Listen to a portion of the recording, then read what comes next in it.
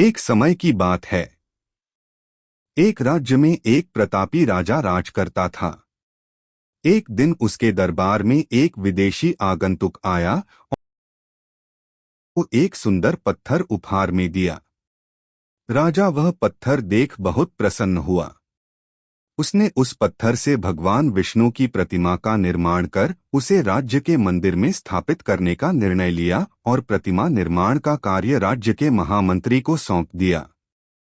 महामंत्री गांव के सर्वश्रेष्ठ मूर्तिकार के पास गया और उसे वह पत्थर देते हुए बोला, महाराज, मंदिर में भगवान विष्णु की प्रतिमा स्थापित करना चाहते हैं। 7 दिवस के भीतर इस पत्थर से भगवान विष्णु की प्रतिमा तैयार कर राजमहल पहुंचा देना। इसके लिए तुम्हें 50 स्वर्ण मुद्राएं दी जाएंगी। 50 स्वर्ण मुद्राओं की बात सुनकर मूर्तिकार खुश हो गया और महामंत्री के जाने के उपरांत प्रतिमा का निर्माण कार्य प्रारंभ करने के उद्देश्य से अपने औजार निकाल लिए। अपने औजारों में से उसने एक हथौड़ा लिया और पत्थर तोड़ने के लिए उस पर हथौड़े से वार करने लगा, किंतु पत्थर जस का तस रहा। मूर्तिकार ने हथौड़े के कई वार पत्थर पर किए, किंतु पत्थर नहीं टूटा। 50 बार प्रयास करने के उपरांत मूर्तिकार ने अंतिम बार प्रयास करने के उद्देश्य से हथौड़ा उठाया, किंतु यह सोचकर हथौड़े पर प्रहार करने के पूर्व ही उसने हाथ खींच लिया कि जब 50 बार वार करने से पत्थर नहीं टूटा तो अब क्या टूटेगा।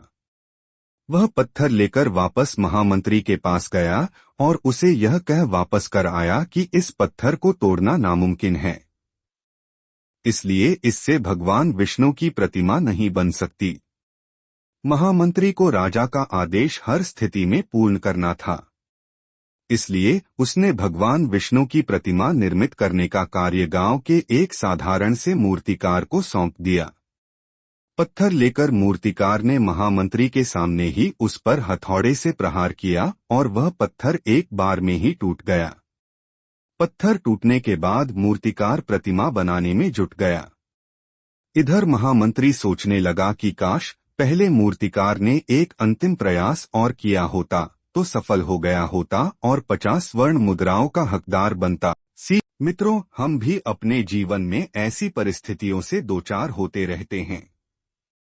कई बार किसी कार्य को करने के पूर्व या किसी समस्या के सामने आने पर उसका निराकरण करने के पूर्व ही हमारा आत्मविश्वास डगमगा जाता है और हम प्रयास किए बिना ही हार मान लेते हैं। कई बार हम 1-2 प्रयास में असफलता मिलने पर आगे प्रयास करना छोड़ देते हैं, जबकि हो सकता है कि कुछ प्रयास और करने पर कार्य पूर्ण हो जाता या समस्या का समाधान हो जाता।